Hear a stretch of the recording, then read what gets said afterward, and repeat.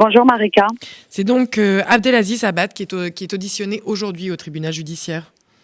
Oui, absolument. À 36 ans, cet homme originaire de Charleville-Mézières fait partie, ainsi que plusieurs autres accusés, de cette filière ardéno-belge qui a fourni des armes à Koulibaly et aux frères Kouachi dans les semaines qui ont précédé les attentats. On parle de fusils d'assaut, de pistolets automatiques, de lance-roquettes, de chargeurs et de munitions.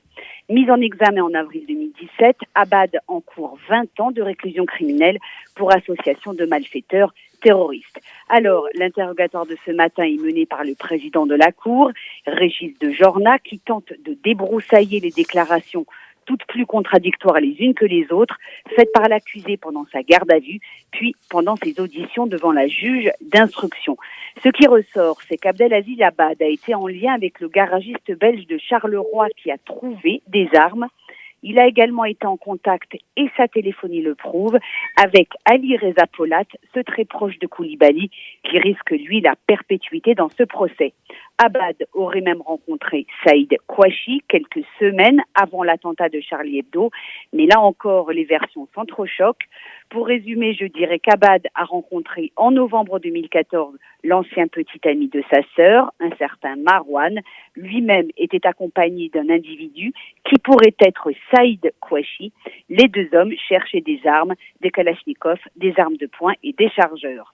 Le président, qui finit lui-même par se perdre au milieu de tous ces détails, insiste à plusieurs reprises pour savoir si finalement il s'agissait bien de Saïd Kouachi. Réponse de l'accusé: j'ai dit ça à la juge parce qu'elle n'arrêtait pas de me parler de Saïd, mais j'ai rien à voir avec cette histoire. Abad aurait de plus aussi croisé Saïd Kouachi en 2006.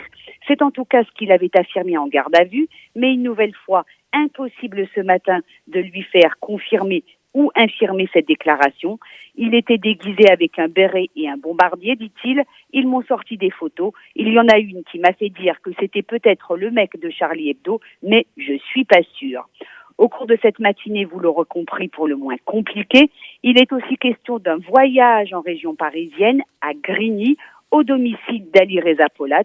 Ce dernier aurait montré à Abad un sac d'armes, 8 ou 9, mais vieilles et rouillées, dit-il, inutilisable donc, croit-on comprendre. L'interrogatoire se poursuit toujours en ce moment devant la cour d'assises spéciale. Cet après-midi, ce sont les proches d'Abdelaziz Abad qui déposeront à la barre en qualité de témoins au palais de justice de Paris. Laurence Goldman pour RCJ.